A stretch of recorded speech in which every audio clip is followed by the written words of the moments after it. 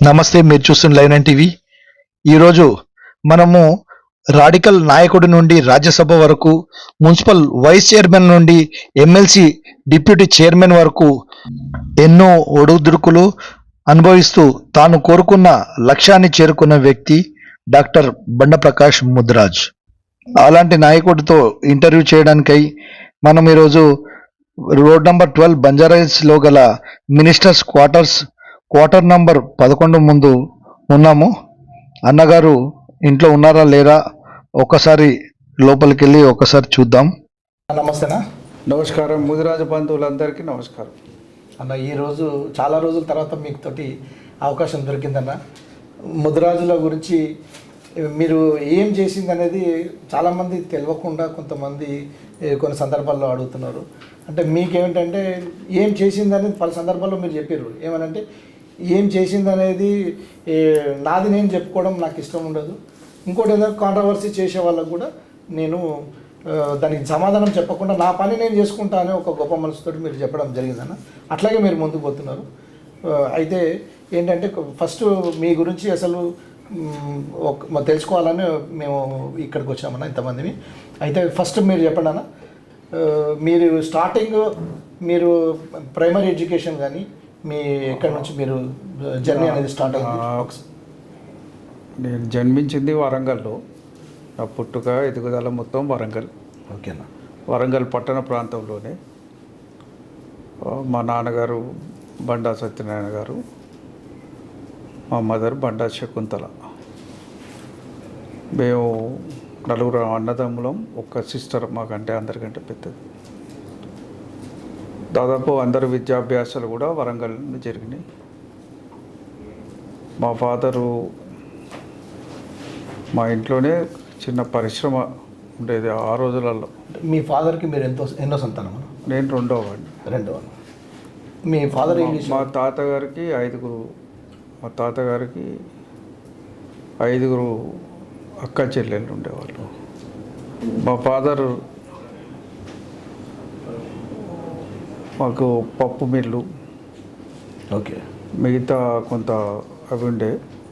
మా చిన్నతనంలో కొంత మా ఫాదర్ కూడా ఒక కారు ఉండేది, ఒక సైకిల్ మోటార్ కూడా ఉండేది. ఆయన ఒక్కడే కొడుకు కాబట్టి కొంత గారాభం కూడా పెరిగాడు.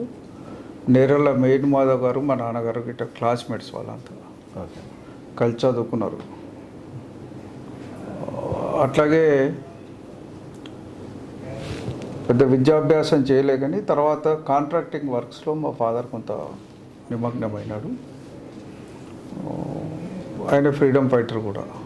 ఓకే అన్న. అంటే ఒక ఫ్రీడమ్ ఫైటర్ కుటుంబం నుంచి మీరు వచ్చినందుకు మీరు కూడా ఒక రాజకీయంగా ఎదిగారు. రెండోది, ఆయన కాంగ్రెస్ పార్టీకి క్రియాశీలకంగా పనిచేసేవాడు. ఎప్పుడు ఏ ఎన్నికలు జరిగినా కాంగ్రెస్ పార్టీకి అక్కడ పోలింగ్ ఏజెంట్గానో కౌంటింగ్ ఏజెంట్గానో ఏదో ఒక రకంగా ఏదో ప్రాధాన్యత గల పనిలో ఉండేవాడు ఆయన. దాదాపు మా విద్యాభ్యాసం అంతా 10th మొదటి ప్రాథమిక విద్య 5వ తరగతి వరకు గవర్నమెంట్ పాఠశాల చదివినాం. అక్కడి నుంచి 6th నుంచి మరి ప్రైవేట్ ఏవివి హై స్కూల్ అని ఒక హై స్కూల్లో నేను 10th వరకు చదువుకున్నా. మా 9th ఎండింగ్ పీరియడ్ నుంచి తెలంగాణ ఉద్యమం ప్రారంభమైంది. దాదాపు ఆ రోజు స్కూళ్ళల్లో కొంత టీచర్ల ప్రభావం కూడా ఉండేది. మా స్కూల్లో ఎక్కువ ఆంధ్ర ప్రాంతానికి వెళ్ళి వచ్చిన టీచర్లే ఉండేది మా స్కూల్ అప్పట్లో.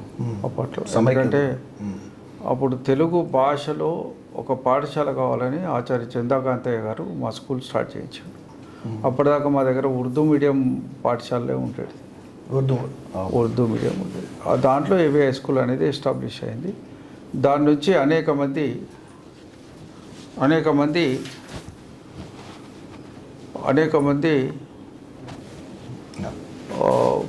చాలా ఉన్నత విద్యావంతులుగా, డాక్టర్లుగా, సీనియర్ ఐఏఎస్ ఆఫీసర్గా కూడా మా పాఠశాల నుంచి ఎన్నికైన వాళ్ళు చాలామంది ఉన్నారు. మేము 9th నుంచి 10th ఉన్న క్రమంలో తెలంగాణ ఉద్యమం అనేది బలంగా మెల్లమెల్లగా పుంజుకున్న నేపథ్యం. అప్పుడు చెన్నారెడ్డి పీరియడ్.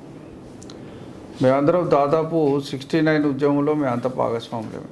అప్పటికి వయసు 15 సంవత్సరాలే. 15 సంవత్సరాల వయసులో మేమంతా తెలంగాణ ఉద్యమంలో భాగస్వాములమై తిరగడం కానీ పోవడం కానీ నిరాదీక్ష శిబిరాలు వాటికి ఎక్కడైనా కొంత మిలిటెంట్ ఉద్యమాల్లో కూడా పాల్గొన్న నేపథ్యం ఉంది ఆ రోజులలో. లెఫ్ట్ నుంచేనా? ఓకే. చివరికి మా కళ్ళ ముందటనే కాల్పులు జరిపి కొద్దిమంది ప్రాణాలు అర్పించిన సంఘటనలు కూడా అప్పట్లో వరంగల్ ఇప్పటికీ ఆదిలో ఉన్నాయి. అప్పట్లో వరంగల్ అంటే నక్సలైట్ ప్రభావిత ప్రాంతం ఉండేది అప్పుడు. అంటే అప్పటికి కాదు, 69కి తక్కువ. 69, 68 శ్రీకాకుళం ఉద్యమాలు మొదలైనవి. నక్సల్బరీ ప్రభావిత దాంట్లో మొదలైనవి. మాకు దాదాపు కొంత మెల్లమెల్లగా తెలంగాణ ఉద్యమం ఎప్పుడైతే 69లో అణచివేయబడ్డదో, మాకు ఎప్పుడైతే పార్లమెంట్ ఎన్నికలు జరిగి దానిలో పారగుర్తుతోటి అనేక మంది గెలిచినలో, ఆ గెలిచిన వాళ్ళు పోయి మళ్ళా కాంగ్రెస్ పార్టీలో విలీనమైనారు. పెద్ద మనుషుల ఒప్పందం పేరు మీద మళ్ళీ ఒకసారి 6 పాయింట్ ఫార్ములా పేరు మీద, అంతకుముందు 8 పాయింట్ ఫార్ములా పేరు మీద తెలంగాణని ఎప్పుడైతే మోసం చేయడం మొదలుపెట్టినలో కొంత ఉద్యమం తగ్గింది. అది మా దగ్గర లెఫ్ట్ ఉద్యమాలు పుంజుకోవడానికి బలంగా పనిచేసింది. లెఫ్ట్ ఉద్యమాలు పుంజుకోవడానికి బలంగా పనిచేసింది.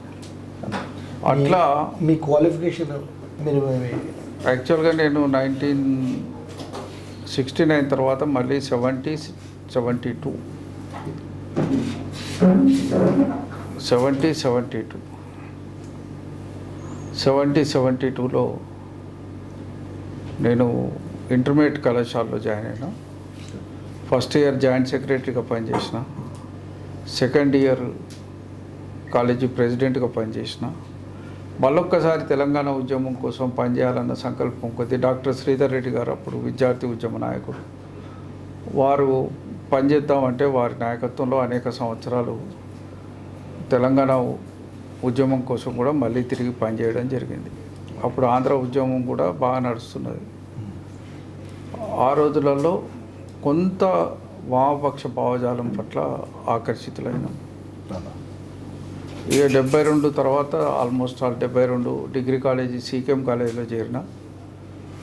సీకేఎం కాలేజీలో నా జాయినింగ్ కానీ సీకేఎం నుంచి నా ఉద్యమ చరిత్ర అందరికీ తెలుసు. అంత లెఫ్ట్ పాలిటిక్స్లో దాదాపు మేము కాలేజీలో ఒక విద్యార్థి బలమైన ఉద్యమాన్ని నిర్మించినాం. అనేక కేసులు అప్పటి నుంచే కేసులు ఇబ్బంది దేనిపై నుంచి ఉండే అంటే విద్యార్థి ఘర్షణ మాకు వ్యతిరేక, మాకు మేనేజ్మెంట్ తోటి వ్యతిరేక మేనేజ్మెంట్ చేసిన వాటి మీద మా పోరాటాలు. అంటే ఆంధ్ర పాలకులు ఏమైనా అట్లానే కాదు, ఆల్మోస్ట్ ఆల్ ఇక 72 తర్వాత ఆంధ్ర పాలకుల ఉద్యమాలు అనేటివి తగ్గి వామపక్ష ఉద్యమాలే, వాటి మీదనే ఎక్కువ మా పోరాటాలు నడిచేది. విద్యార్థి సంఘాలలో ఉండే వైరుధ్యాల పట్ల కూడా ఘర్షణలు జరిగేవి. ఆ ఘర్షణలతోటే మేము కంటిన్యూ అయినాం.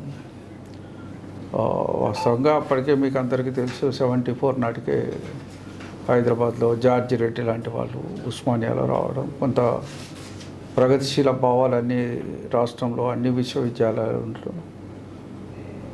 75, 74 చివరలో ఆల్మోస్ట్ ఆల్ వరంగల్లో సీకేఎం కళాశాలలోనే రాడికల్ విద్యార్థి సంఘాన్ని ఫస్ట్ ప్రారంభించినాం మేము.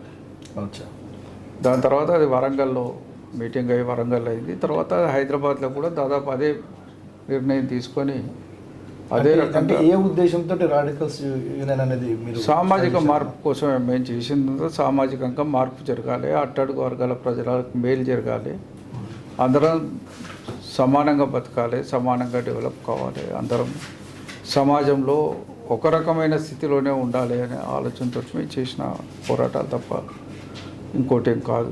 ఎంతవరకు దాని మీద సఫలీకృతమైనా?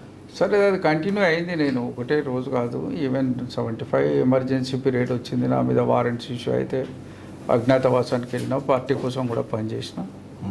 మళ్ళీ 78 ఆ ప్రాంతంలో నేను తిరిగి బయటికి రావడం జరిగింది అజ్ఞాతవాసం నుంచి. ఇవాళ ఏదైతే మావోయిస్ట్ పార్టీగా పేరు పడ్డదో ఆ పార్టీ మొదటి దశ సెంట్రల్ ఆర్గనైజింగ్ కమిటీ అనే పేరుతో పనిచేసేది. దాంట్లో మేము అందరం పనిచేసినాం. మేము పనిచేసినప్పుడు మల్లోజుల కోటేశ్వరరావు, ఇవాళ గణపతి, వీళ్ళంతా మేమంతా కలిసి పనిచేసినాం. అందరం సహచరులు.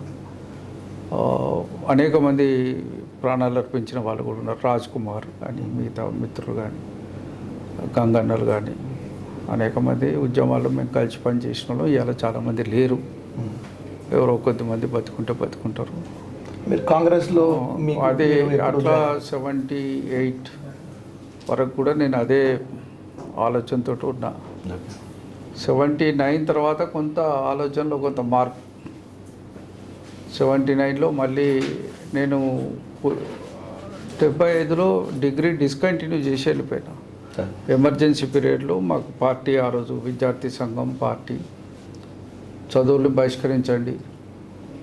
అప్పుడు ఒక జస్టిస్ని ఉస్మానియా యూనివర్సిటీకి వైస్ ఛాన్సలర్గా ఇస్తే ఆయనకు వ్యతిరేకంగా పోరాటం పిలిపించిండు, బహిష్కరించండి. విద్యావేత్త కాక ఒక జస్టిస్ని వేసిందంటే దానికి వ్యతిరేకంగా మేము పరీక్షలు బహిష్కరించినాం. నేను అట్లా డిగ్రీ ఫైనల్ ఇయర్ పరీక్షలు రాయలేదు, అది వదిలేసి వెళ్ళిపోయాను.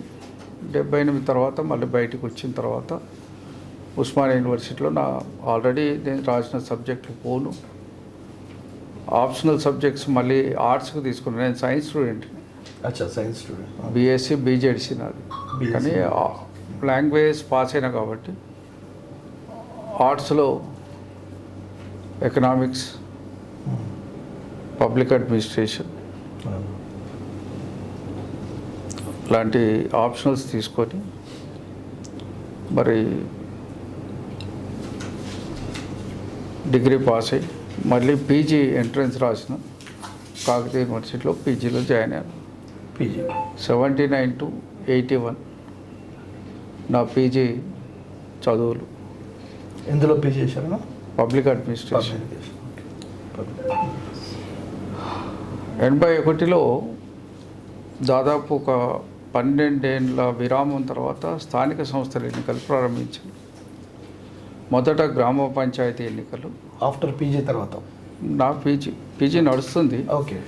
అదే టైంలో ఏమైందంటే 12 ఏళ్ళ గ్యాప్ తర్వాత అంజయ్య గారు గవర్నమెంట్ వచ్చింది. అప్పుడు చాలా రోజుల తర్వాత కాంగ్రెస్ పార్టీ ముఖ్యమంత్రిగా ఉన్నప్పుడు స్థానిక సంస్థల ఎన్నికలు పెట్టాలనేది ఒక చారిత్రాత్మక నిర్ణయం తీసుకున్నారు. అందులో అనేక మంది గ్రామీణ ప్రాంతాల్లో మొట్టమొదటిసారి సమితులకు, సర్పంచులకు ఎన్నికలు జరిగాయి. దాంట్లో ఆ ఎన్నికల్లో కూడా నేను క్రియాశీలకంగా జిల్లాలో పాల్గొన్నాను. జిల్లాలో మాకు అనుబంధం ఉన్న మిత్రుల్ని గెలిపించుకోవడానికి కొంత బాగా పనిచేసినాం. ఆ టైంలోనే కొంత చర్చ మొదలైంది, పట్టణ ప్రాంతాల్లో కూడా ఎన్నికలు వస్తే ఏం చేయాలని.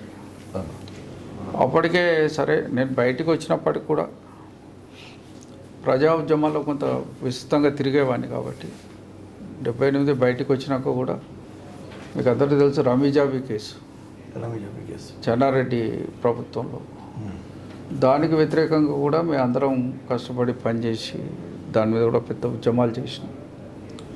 అట్లా జనరల్గా ఏ ఉద్యమాలు వచ్చినా పనిచేసేది. సరే పోలీసులు కూడా ఎక్కడ నక్సల్స్ సమస్య వచ్చి ఏ కేసు అయినా నన్ను పట్టుకుపోయేది. అది నిరంతరం జరిగిన ప్రక్రియ. నిరంతరం ఎక్కడున్నా వాళ్ళు వచ్చేది, నేను కూడా బ్యాగ్ సర్దుకొని రెడీగా ఉండేది, సంచి చేసుకొని దాంట్లో చెద్దరు బ్రష్ పేస్ట్ పెట్టుకొని పోయేది, ఒక పుస్తకం పట్టుకొని పోయేది. పోలీస్ స్టేషన్లో ఇక్కడ పండ పెడితే ఆడ పండుకునేది. ఆడు ఉండుండి అంటే ఆడు ఉండేది. పొద్దున ఎవరో ఇంత టిఫిన్ ఛాయ్ తెచ్చిస్తే తాగి అట్లా అనేక సంవత్సరాలు గడిచిపోయింది. విద్యార్థి జీవితంలో కూడా అనేక సందర్భాల్లో. కాంగ్రెస్ పార్టీలో మీరు ఎప్పుడు జాయిన్ అయ్యారన్నా? చెప్తాను. వాస్తవంగా 81లో ఈ స్థానిక సంస్థల ఎన్నికలు వచ్చినప్పుడు నగరంలో నేను యువకులందరినీ పోటీ చేయమని అడిగిన. నాతో పాటు ఉద్యమ కాలంలో పనిచేసిన వాళ్ళు కావచ్చు, ఎవరైనా కావచ్చు. మనం ఎట్లయినా ప్రజాస్వామ్య వ్యవస్థలకు వచ్చినాం, పనిచేద్దాం అనుకుంటున్నాం కాబట్టి మన అందరం కలిసి పనిచేస్తే బాగుంటుంది అని చెప్పి నేను కోరితే చాలామంది ప్రిపేర్ అయ్యారు. వాళ్ళకు ఏ పార్టీ, అప్పుడు కాంగ్రెస్ పార్టీ ఒకటే పార్టీ, కాంగ్రెస్ పార్టీ కానీ కమ్యూనిస్ట్ పార్టీ కానీ ఒకటే.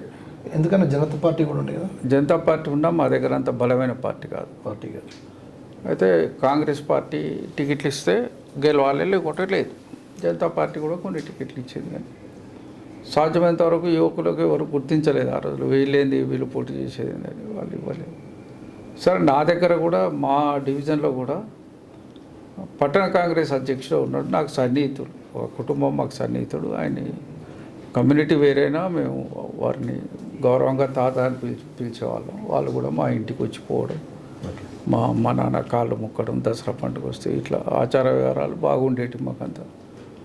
అయినప్పటికీ కూడా మా డివిజన్లో ఎవరు ఆయన మీద వ్యతిరేకంగా పోటీ చేయడానికి ముందుకు రాకపోతే అందరి ప్రోత్సాహంతో నేనే పోటీ చేసిన చివరికి. ఓకే. దాని ఫలితం ఏంటంటే రాష్ట్రంలోనే అత్యధిక మెజారిటీతో నేను ఆయన మీద గెలిచిన. నేను నామినేషన్ ఇవ్వకముందు కూడా పోయి ఆయన దగ్గర పోయి ఆశీర్వదించండి అని అడిగిన. ఆయన ఓడిపోతూ కాకపోవన్నాడు. గెలిచినాక కూడా పోయి ఆయనకు దండేసి దండం పెట్టి మళ్ళీ ఆశీర్వదించమని అడిగిన. అట్లా మా మధ్య అనుబంధాలు అట్లా ఉండేటి. ఓడినా గెలిచిన కుటుంబ సభ్యులు లెక్కనే ఉండేవాళ్ళం. ఆ పరిణామం ఏమైందంటే నేను అనుకున్న వాళ్ళు, నేను సజెస్ట్ చేసిన వాళ్ళు వరంగల్లో దాదాపు 20 మందికి పైగా కౌన్సిలర్స్గా గెలిచిండ్రు. దాదాపు 48 మంది కౌన్సిలర్లు ఉన్న వరంగల్లో 24 మంది నాతో ఉండేవాళ్ళు. మీతో ఉండేవాళ్ళు 24 మెంబర్స్. నాకు పదవి లేదు, హోదా లేదు. కాకపోతే నాతో ఉండే నా ఆర్గనైజేషన్స్ కానీ నేను పనిచేసే విధానంతో పాటు నాతో ఉండేవాళ్ళు. అట్లా వాళ్ళందరూ పెట్టిన ప్రపోజల్ ఏమిటంటే, మేము కొంత డబ్బులు ఖర్చు పెట్టుకున్నాం, గెలిచినాం, ఎవరైనా మాకు సహాయం చేసే వాళ్ళకు చైర్మన్గా ఓటేస్తాం, కానీ నీకు మాత్రం వైస్ చైర్మన్ మీరు మాకు ఛాయ్ కూడా తాగించనక్కర్లేదు, మేమే నీకు తీసుకొచ్చి వైస్ చైర్మన్గా మీరు ఉండాలని ఏకగ్రీవంగా వాళ్ళంతా తీర్మానం చేసి పెట్టాను. అట్లా నేను వైస్ చైర్మన్ ప్రపోజల్ వచ్చే వరకు కాంగ్రెస్లో ఒక వర్గం మా దగ్గరికి వచ్చింది. మీ 24 మంది సపోర్టు, 23 మంది, 24 మంది మీరు సపోర్ట్ ఇస్తే మా క్యాండిడేట్ని మేము చైర్మన్గా పెట్టుకుంటామని వచ్చారు. అట్లా మేము కాంగ్రెస్ వాళ్ళతో కలిసి ఆ ఎన్నికల క్యాంప్లో ఉన్నాం. ఒక దశ ఎక్కడికి వచ్చిందంటే ఆ క్యాంప్లో ఉన్న వాళ్ళందరూ వాడిని వీడిని చేసేందుకు ఈయననే చేసుకుంటే అయిపోతుంది, పైసలు ఇవ్వకపోయినా పర్లేదనే పరిస్థితి కూడా వచ్చింది. ఓకే. ఇక సరే, ఏదేమైనప్పటికీ అంటే అబ్దుల్ ఖాదర్ అనే హైదరాబాద్ గారి మనిషి చైర్మన్ అయిండు. నన్ను సపోర్ట్ చేసిన గోకారాం సింగ్ గారి వర్గం, నన్ను సపోర్ట్ చేసి నేను వైస్ చైర్మన్ అయ్యాను. ఇవి 2 వర్గాలు కాంగ్రెస్లో, 2 భిన్నమైన వర్గాలు. ఒక వర్గం నుంచి చైర్మన్, ఒక వర్గం నుంచి వైస్ చైర్మన్గా నేను ఎలక్ట్ అయ్యాను. అప్పటికి నేను కాంగ్రెస్ పార్టీ సభ్యుని కాదు, ఏం కాదు. మాకు ఇట్లాగే నడుచుకుంటూ పోయింది. ఆగస్టు నాటికి ఏమైందంటే సరే మీకు అందరికీ చెప్తున్నా కదా, పోలీసులు ఎక్కడ కేసు అయినా ఏదైనా వాళ్ళు నా దగ్గరికి వచ్చేదని, తీసుకుపోయేదని. అట్లాగే అప్పట్లో కమ్యూనిస్టు కాంగ్రెస్ 2 కలిసి ఉండేదా? లేదు, సపరేట్గా ఉండేది. సపరేట్. మరి అప్పుడు కమ్యూనిస్టు నుంచి మీకు ఏమైనా దాంట్లో కలవదు అట్లాంటివి అంటే మేము డిఫర్ అయినాం. 78 తర్వాత నేను పార్టీ కూడా దూరం అయిపోయారు. 78 ఒక ఎన్నికల్లో మేము సపోర్ట్ చేసినాం డాక్టర్ శ్రీనివాసరావు అని, ఇండిపెండెంట్ క్యాండిడేట్.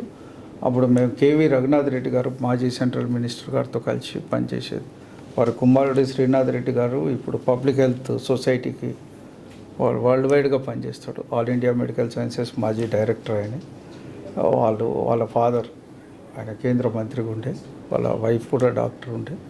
కొంత సర్వీస్ ఓరియంటెడ్తో పనిచేసిన వ్యక్తి ఆయన. ఆయనతో కలిసి పనిచేసినాం చాలా కాలం, 3-4 గంటలు. అట్లా కొంత దాన్ని మెయింటైన్ చేసేది మేము అందరితో, ఆ రిలేషన్ మెయింటైన్ చేసేది. కొంచెం ఎన్నికల విభాగానికి వచ్చినాం కాబట్టి పార్టీతో కూడా దూరం అయిపోయినాం, పార్టీ రాజకీయాలకు దూరం అయిపోయినాం. ఎన్నికల రాజకీయాలకు వచ్చినాం కాబట్టి టోటల్లీ డిఫరెంట్. అంతకుముందు మరి తుపాకీ కొట్టడం ద్వారానే రాజ్యాధికారం సాధిస్తుంది అనుకున్న వాళ్ళం బ్యాలెట్ ద్వారానే మనం మళ్ళీ వెళ్ళాలి అనే ప్రజాస్వామ్య పద్ధతిలో వెళ్ళాలనే ఆలోచనకు వచ్చినాం. కాబట్టి మిగతా సెటప్ అంతా కూడా చేంజ్ అయిందనే విషయాన్ని ఈ సందర్భంగా తెలియజేస్తాను. అప్పుడు మీరు పిహెచ్డీ చేశారు అన్నప్పుడు? నేను పీజీకి వచ్చిన లాస్ట్ సెమిస్టర్లో ఉన్నప్పుడే మా స్థానిక సంస్థల ఎన్నికలైనవి. నేను గెలిచిన మున్సిపల్ వైస్ చైర్మన్ అయినా. అయితే నాకు వచ్చిన సమస్య ఏంటంటే అప్పటికి నేను టాప్ ర్యాంకర్ని క్లాస్లో. ఓకే.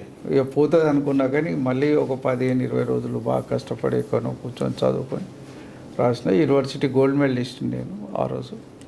యూనివర్సిటీలో కూడా మా సబ్జెక్ట్లో హైయెస్ట్ మార్క్స్ తోటి పాస్ అయినా. పిహెచ్డి తర్వాత సరే డాక్టరేట్ తర్వాత చేసిన నేను. ఓకే. డాక్టరేట్ కూడా ప్రపంచ బ్యాంకు గ్రామీణాభివృద్ధి అనే అంశం మీద పనిచేసిన. అభివృద్ధి చెందుతున్న దేశాల్లో గ్రామీణాభివృద్ధికి ప్రపంచ బ్యాంకు నిధులని వాళ్ళ పెట్టుబడులని ఎట్లా పెడుతున్నది, ఎట్లా దోపిడీ చేస్తుందనే అంశాన్ని ప్రధానంగా రాసి. అన్న ఒక్క విషయం అన్న, అసలు మీరు ఏం అవుదాం అనుకున్నారు, ఏమయ్యారు అప్పట్లో? మీరు మీ మీ గోల్ ఏముండేది? యాక్చువల్గా రాజకీయాలకు వచ్చిన మా అందరికీ ఏముంటుందంటే ఓ రోజైనా శాసనసభ్యుడు కావాలి, ఎప్పుడో జీవితంలో పార్లమెంట్ మెట్లు ఎక్కాలి అనేది మా ఆలోచన ఉంటే. It is a dream, it is a big dream జీవితంలో. రెండు యాక్చువల్గా నేను శాసనసభ్యుడు కావాలనుకున్నా కానీ కాలేకపోయినా. నాకు చాలా సందర్భాల్లో నాకు టికెట్ వచ్చినట్టే వచ్చి చేజాయిపోయిన సంఘటనలు అనేకం ఉన్నాయి. ఆల్మోస్ట్ వాళ్ళు పని చేసుకోమని చెప్పి, బీఫామ్ తీసుకుపోమని చెప్పి 5 నిమిషాల ముందు మారినవి ఉన్నాయి. సిడబ్ల్యూసీలో మా కాంగ్రెస్ పార్టీలో పైన కూడా నాది టికెట్ ఫైనలైజ్ అయినాక కిందికి వచ్చినాక మార్చిన సంఘటన ఉంది. అదేవిధంగా అనేక సందర్భాల్లో మారినా కూడా నేను అసంతృప్తి కురగాలేదు.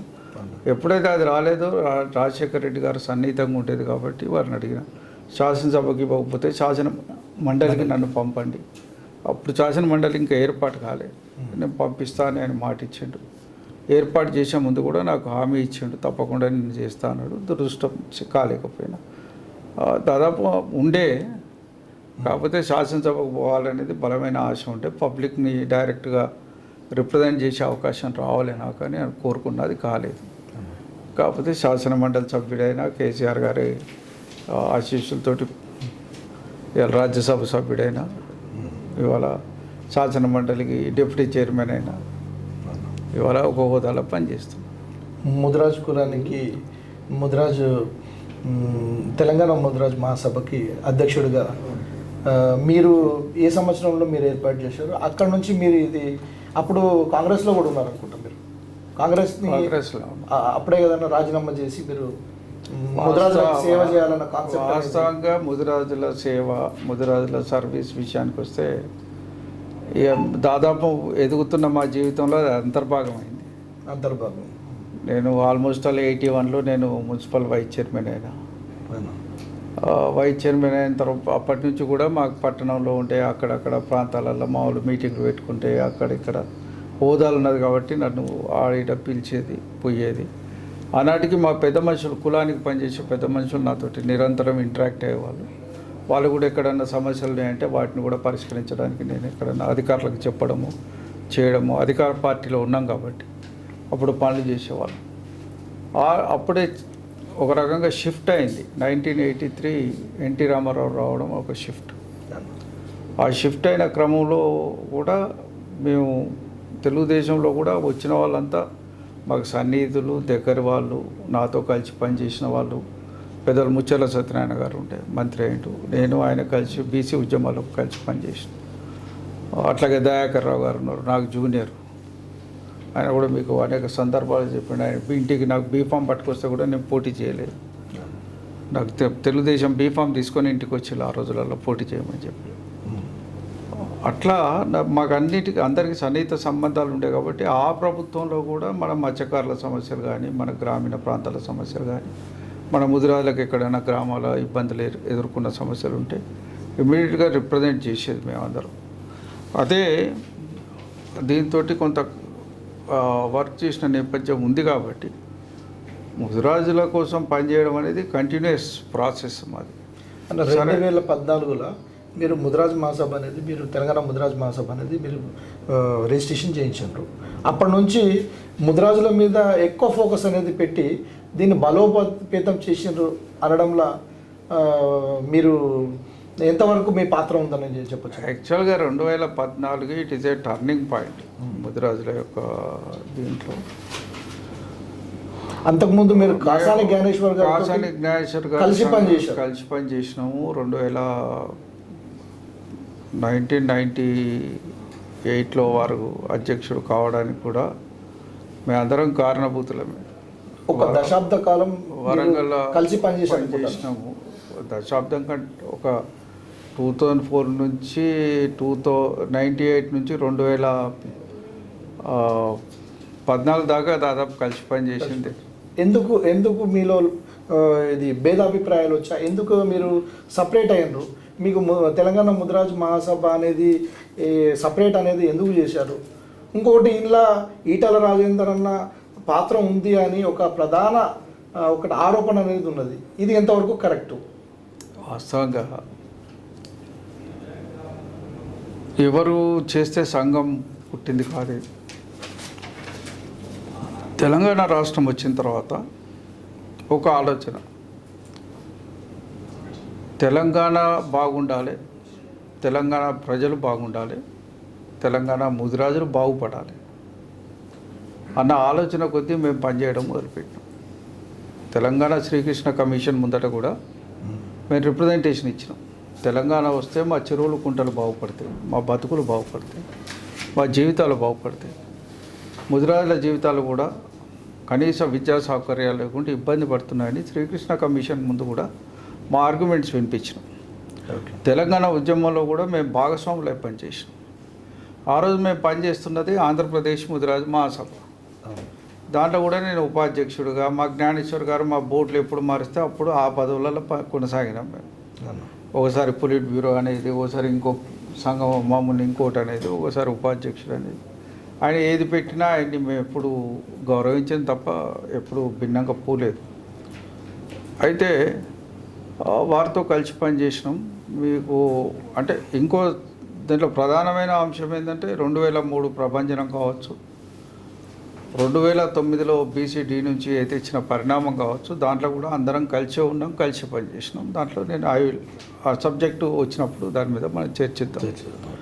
2014 వచ్చేటప్పటికి జరిగిన విషయం ఏంటంటే, ఆయన ఆంధ్రప్రదేశ్ ముదిరాజు మహాసభ అధ్యక్షుడు ఉన్నాడు. ఆయన అంతకుముందే జగన్మోహన్ని జైల్లో పోయి కలిసి వచ్చాడు.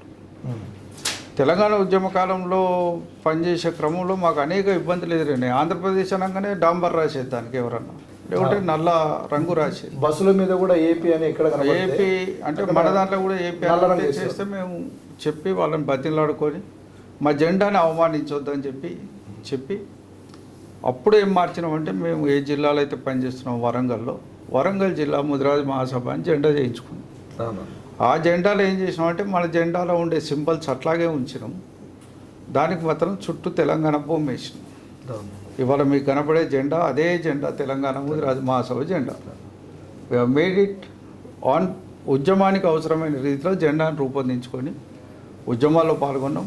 మాకు వరంగల్ జిల్లాలో 50 మండలాలు ఉండే. 50 మండలాల్లో అద్భుతమైన ర్యాలీలు తీసి ఉద్యమాలు చేసిన ఏకైక కుల సంఘం అది ముదిరాజు సంఘం. రెండోది, సకల జనుల సమ్మె జరిగినప్పుడు, మిలియన్ మార్చ్ జరిగినప్పుడు దానికి అద్భుతంగా మరి స్పందించి మరి జిల్లా మొత్తం దిగ్బంధం అయ్యే విధంగా మేము అద్భుతమైన ర్యాలీ చేసినాం. ఒక డే అంతా ర్యాలీ చేసినాము. వేలాది మంది ముదిరాజులు గ్రామీణ ప్రాంతాల నుంచి వచ్చి కదిలి పనిచేసినారు. సాయంకాలం నేను 5 గంటలకు అడ్రస్ చేసేటప్పుడు కూడా ఒక 30,000 మంది ఉన్నారు.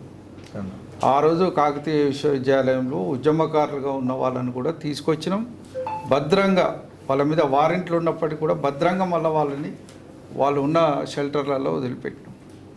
పోలీసు వాళ్ళకు కూడా చెప్పినాం. ఆ రోజు కూడా నేను కాంగ్రెస్ పార్టీలోనే ఉన్నా. చెప్పిన ఎవరిని ముట్టుకోవద్దు మా వాళ్ళని చెప్పి టెంపరీ డాష్ చేసి అదాలత్ అనే కేంద్రంలో పెట్టినాం.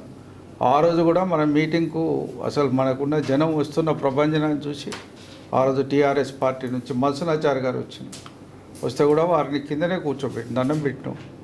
మా మీద గౌరవం ఉంటే కూర్చోండి. మేము డయాస్ ఎవరికి ఇవ్వలే. ఆ రోజు ముదిరాలు తప్ప వేరే వాళ్ళకి డయాస్ ఇవ్వద్దని నిర్ణయించుకున్నాం. ఆ డయాస్ నుంచి అడ్రస్ చేసినాం. It is Mudiraj dais, we are supporting the Telangana movement.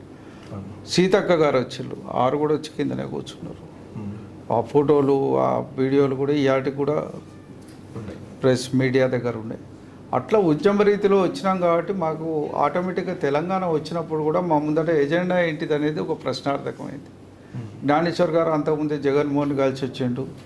ఆయన కొంచెం తెలంగాణ పట్ల భిన్నంగా మాట్లాడిండు. కాబట్టి కంటిన్యూషన్ ఎంతవరకు అవుతుంది అనేది మాకు కూడా అనుమానాస్పదం ఉండే, కానీ మేము ఎప్పుడు డిఫర్ కాలేదు ఆయనతో. ఓకే. డిఫర్ కాకుండా ఉన్న క్రమంలో ఏమైందంటే రాజేందర్ గారికి మంత్రి అయింది. రాజేందర్ గారికి సన్మానం చేయాలనేది ఒక సమస్య వచ్చింది. మేమందరం మా దృష్టికి వచ్చినప్పుడు మేము వారిని రిక్వెస్ట్ చేసింది ఏంటంటే రాజేందర్ గారికి కూడా ఒక సన్మాన సభ పెడదాము, అది నిజాం కాలేజ్ గ్రౌండ్లో పెడదాం, కులాన్ని మొబిలైజ్ చేద్దామని మేము రిక్వెస్ట్ చేసినాం. ఎందుకంటే ఒక 10 ఏళ్ల పాటు కులానికి రిప్రజెంటేషన్ లేదు, మంత్రి లేడు. తెలుగుదేశం కాలంలో చంద్రశేఖర్ గారు ఉండే, అంతకుముందు అన్ని మంత్రి వర్గాల్లో మనకు మంత్రి ఉండే. రాజశేఖర రెడ్డి గవర్నమెంట్లో కానీ, రోషయ్య గవర్నమెంట్లో కానీ, కిరణ్ కుమార్ రెడ్డి గవర్నమెంట్లో కానీ మనకు మంత్రి లేడు. కాబట్టి ఒక మంత్రి వచ్చిండు, మన డిమాండ్ పెండింగ్ ఉన్నది. ఓకే, కాబట్టి ఒక మంత్రి వచ్చినప్పుడు గౌరవించి ఆయన మీద కూడా మన భారం పెట్టి మన సమస్యలు పరిష్కరించుకోవడానికి మనం బాధ్యత పెడదాం అని చెప్పి మేము రిక్వెస్ట్ చేసినాం. జ్ఞానేశ్వర్ గారు కొంత నిరాసక్తితో ఉండే, రావడానికి ఇష్టపడలే. జగన్మోహన్ గారు ముందడికి వచ్చి నిజాం కాలేజ్ కాదు, నేను రవీంద్ర భారతిలో పెట్టినా, మీరు రావాలి అని అడిగాను. సరే వస్తామని చెప్పినాం. నాకు రాజేందర్ గారికి ఎవరు సన్మానం చేసినా మేము పోయి దండేసి వస్తాం అనేది మెయిన్ డెసిషన్ తీసుకున్నాం. అది జ్ఞానేశ్వర్ గారికి నచ్చలేదు. అక్కడ కొంచెం మాకు విభేదాలు ప్రారంభమైనాయి. సరే, ఒక అంశం ఏమిటంటే తెలంగాణ వచ్చిన తర్వాత తెలంగాణ బాగుండాలి, అందులో మనం బాగుండాలి అన్నది మా ఆలోచన. దానికి అనుగుణంగా పనిచేద్దామని మేము ప్రయాణం సాగిస్తున్న క్రమంలో మరి జ్ఞానేశ్వర్ గారికి ఇష్టం లేక మేము సంఘంలోకి వెళ్ళి వీళ్ళని తీసేస్తున్నామని మా అధ్యక్షుడిని తీసేసుడు, జిల్లా అధ్యక్షుడిని. అప్పుడే ఎన్నికలే ఎలక్ట్ అయినాం, వాళ్ళని కూడా తీసేస్తా అంటే తప్పు అని చెప్పినాం. తప్పు అని చెప్పి మళ్ళీ మేము అపాయింట్ చేస్తే అందరినీ తీసేస్తున్నా అని మా జిల్లాలో ఉన్న ముఖ్య నాయకులందరినీ తీసేసిండు. ఇక సరే, అది ఆయనకే విఘ్నతకు వదిలేసినాం. వదిలేసి నేను ముదిరాజ్ మహాసభ రిజిస్ట్రేషను వాస్తవంగా 2013లో కరీంనగర్లో జరిగింది. ఓకే, అది గుర్రాల మల్లేశం అని మిత్రుడు, ఆయన అక్కడ స్థలం సేకరించి ఒక భవనం కూడా కట్టిండు. అది కేసీఆర్ గారు చేసిన బై ఎలక్షన్లు అప్పుడు కాంగ్రెస్ ప్రభుత్వం కొంత లిబరల్గా ల్యాండ్ ఇస్తాం మీ ముద్రాజుల కంటే సేకరించి కొంత భవనం కూడా కట్టిండు. ఆయన్ని తీసేయడం జరిగింది. దాంతో కోపంతో ఆయన పెట్టిండు అక్కడ. సరే, దాంట్లో కొంచెం పొరపాట్లు అవి ఇవి ఉండే. అయినప్పటికీ 2014లో వీళ్ళందరూ కూడా మళ్ళీ హైదరాబాద్లో అన్ని సరిదిద్దుకొని మళ్ళీ చేద్దామని చెప్పి ప్రయత్నం చేశారు. కానీ ఆనాటికే మిత్రులందరూ కొంత నా చుట్టూ ఊరికే, నాకు అప్పటికే బైపాస్ సర్జరీ అయింది. 2013 అక్టోబర్లో బైపాస్ సర్జరీ అయింది. ఓకే, నేను కొంచెం రెస్ట్ పీరియడ్లోనే ఉన్నా. మిత్రులందరూ వచ్చి మీలాంటి వాళ్ళు కొంచెం బయటికి రావాలి, తిరగాలి అంటే సరే, నా ఆరోగ్యం సహకరించదు, నేను లిమిటెడ్ వర్క్ చేయగలుగుతా. బైపాస్ అయినాకనే మీరు ఇంకా యాక్టివ్నెస్ పెరిగిందన్న మీకు. అది అవకాశం వచ్చి ఆ పెద్దమ్మ తల్లి ఆశీస్సులు అనుకుంటాను. సినిమాల్లో ఆఫ్టర్ ఇంటర్వ్యూల తర్వాత ఎట్లుంటుంది క్లైమాక్స్, ఆ క్లైమాక్స్ అనేది మీరు యాక్చువల్గా నేను కోరుకున్నది ఏంటంటే అప్పటికే నాకు ఫిషరీస్లో కొంత బాగా అవగాహన ఏర్పడ్డది. రాష్ట్ర వ్యాప్తంగా ఫిషరీస్ మీద నాకు పనిచేయాలనే ఆలోచన ఉంది. ఒక అధ్యయన వేదిక పెడదాం. మనం అందరం చేయాల్సిన పని ఏంటంటే కమ్యూనిటీకి కావాల్సిన లిటరేచర్, సాహిత్యం అందిద్దాం. లేదా ఫిషరీస్ అనేది ఒక పెద్ద సబ్జెక్ట్ అని ఒక సముద్రం లాంటిది అది. అయితే ఏమైందంటే దాని మీద మీకు అపారమైన జ్ఞానం అనేది ఉంది దాంట్లో. అయితే ఫిషరీసే కాకుండా కులానికి కూడా మేము అనుకున్నాం ఏంటంటే కులానికి కావాల్సిన సాహిత్యం సరిగ్గా లేదు. ఎందుకంటే అప్పటివరకు నేను చదివిన దాంట్లో కొరివి కృష్ణస్వామి గారు రాసిన ముదిరాజ్ చరిత్ర కావచ్చు, శెట్టి లక్ష్మయ్య గారు రాసిన ముదిరాజ్ చరిత్ర కావచ్చు, లేదా అడపా అక్కడక్కడ మిత్రులు రాస్తున్న వ్యాసాలు అవి ఇవి విపరీతంగా చదివేవాడిని. అయితే ఇక్కడ ఒకటనా ఏంటంటే మీ మీద ఒక ఇది ఉందన్నమాట. ఏంటంటే మా అమ్మ ముదిరాజులను తీసుకుపోయి చేపలు పట్టే దాంట్లో తీసుకుపోయి సంఘాలను ఎక్కువ ఏర్పాటు చేసిండ్రన్న ఒక ఇది ఉందన్నమాట. మీ మీద ఒక అభిప్రాయం అనమాట. అంటే జనాలకు ముదిరాజులను తీసుకొని చేపలు పట్టే ఎన్నో సంఘాలు మీరు వచ్చిన తర్వాత 2014 తర్వాత నుంచే మనకు సంఘాలు అనేది పెరిగినాయి అనమాట ప్రతి విలేజ్లో. లేలే, అది చెప్తా, సబ్జెక్ట్ కూడా చెప్తా. వాస్తవంగా జరిగింది ఏంటంటే మేము అధ్యయన వేదిక ప్రారంభిద్దాం అనుకుంటే దానికి సిగ్నేచర్ పెట్టిన వారు చైర్మన్గా ఉన్నారు.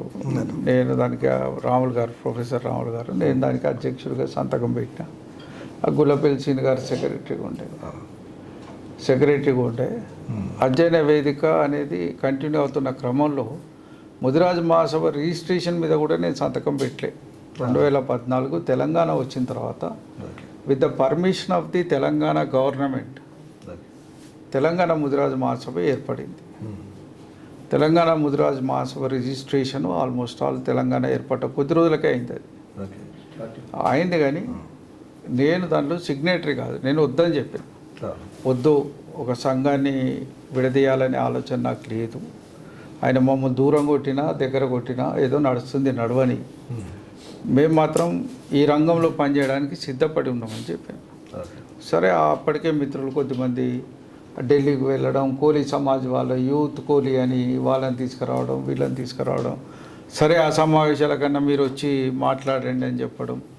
అప్పుడే ఇలాగ నీలి లక్ష్మీనారాయణ గారికి ఒక సన్మాన కార్యక్రమం పెట్టడం. ఈ కార్యక్రమాలు నడుస్తున్నాయి రెగ్యులర్గా. It is continuously it is working on.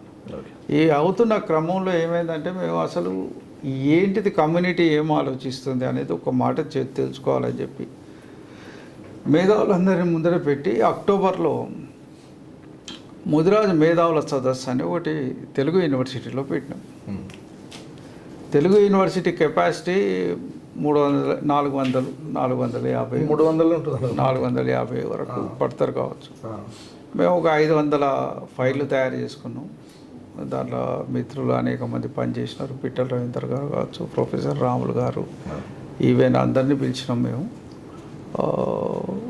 ఇప్పుడు యువకులు కొంతమంది దూరం పోయిన మిత్రులందరూ కూడా మాతోటే ఉన్నారు. వీళ్ళందరూ కూడా క్రియాశీలకంగా పనిచేసిన భిన్నమైన విశ్వవిద్యాలయాల నుంచి కూడా ప్రొఫెసర్స్ని పిలిచినాం. చివరికి దుబాయ్ ఆ ప్రాంతం నుంచి కూడా కొంతమంది మేధావులు వచ్చిండ్రు. వాళ్ళు కూడా దాంట్లో భాగస్వాములైనలు. అంకారావు గారని నాగ్పూర్లో మన ముదిరాజుల మీద విస్తృతంగా పరిశోధనలు చేస్తారు. వారు ఇప్పటికీ వయసు చాలా ఏజ్డ్, కానీ చాలా గొప్పగా ఆర్టికల్స్ రాస్తారు. వారిని కూడా సంప్రదించడం, వారు కూడా వచ్చిండ్రు.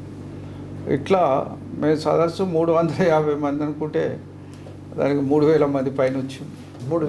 3000 పైన వచ్చి 4000 భోజనం కాడ మాకు చేతులు ఎత్తేసినాం. మేము ఒక 500 మందికి భోజనం అయ్యే నిధులు లేవు, మా దగ్గర పైసలు లేవు. ఓ మీటింగ్ అయితే పెట్టినాం. మేము పెట్టి కార్యక్రమాలు అయితే మొదలు పెడితే అది వచ్చింది. ఇక మధ్యాహ్నం అంతా వంట చేసి దాన్ని బతిలాడి దండం పెట్టి వాళ్ళని అడిగి ఆ భోజనాలు కంటిన్యూ చేసుకుంటూ సాయంత్రం దాకా నడిపించినాం. అనేక మంది ఆసక్తితో వచ్చిండ్రు. ఏం జరగబోతుంది చూద్దామని వచ్చిండ్రు. దూర ప్రాంతాల్లో అసలు ఏమవుతుంది, ఏం చెప్దాం అనుకుంటున్నాం. పాపం జగన్మోహన్ గారు అధికారులందరినీ పిలిచినాము.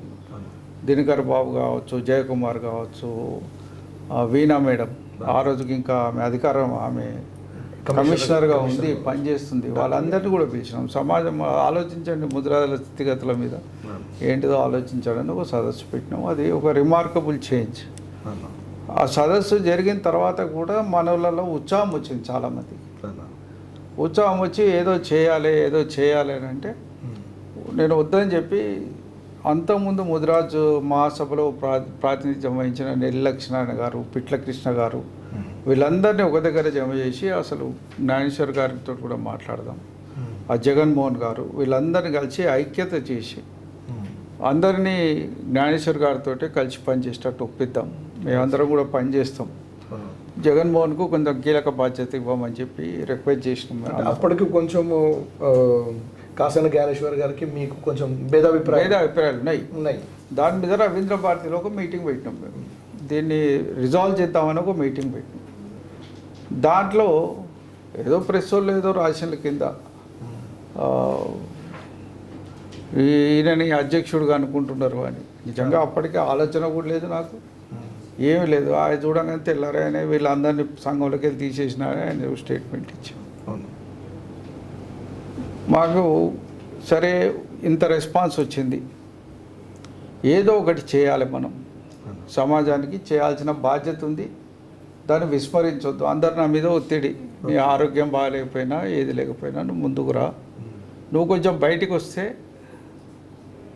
ఇండిపెండెంట్గా పనిచేయగలిగితే రెస్పాన్స్ మాత్రం సమాజంలో బాగున్నది, నువ్వు వస్తే బయటికి జనం రావడానికి సిద్ధంగా ఉన్నారు అని చెప్తే మేము అట్లా ఆలోచించలే. కానీ ఒకసారి చూద్దాం, నిజంగానే వీళ్ళు అందరూ అంటున్నారు కదా అని నవంబర్ 21 ప్రపంచ మత్స్య దినోత్సవాన్ని చేయడానికి నిర్ణయించుకున్నాం. మొట్టమొదటిసారి ఒక కల్చర్ కూడా కల్టివేట్ చేయాలి.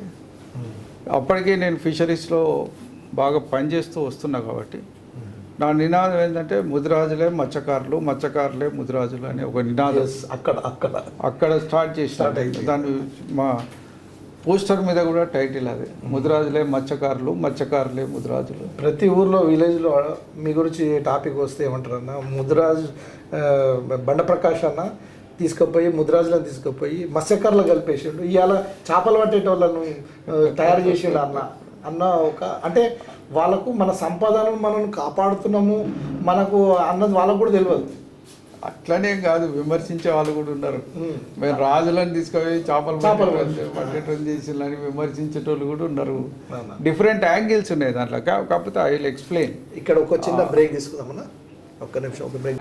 ఈ వీడియో లెంత్ ఎక్కువ కావడంతో ఇక్కడ ఆపేస్తున్నాం. మిగిలిన వీడియో పార్ట్ 2లో చూడండి. మీరు అడిగిన ప్రశ్నలన్నీ ఇందులో నేను కవర్ చేశాను. ఈ వీడియో కనుక మీకు నచ్చినట్లయితే లైక్ చేయండి, సబ్స్క్రైబ్ చేయండి, షేర్ చేయండి, గంట సింబల్పై క్లిక్ చేయండి.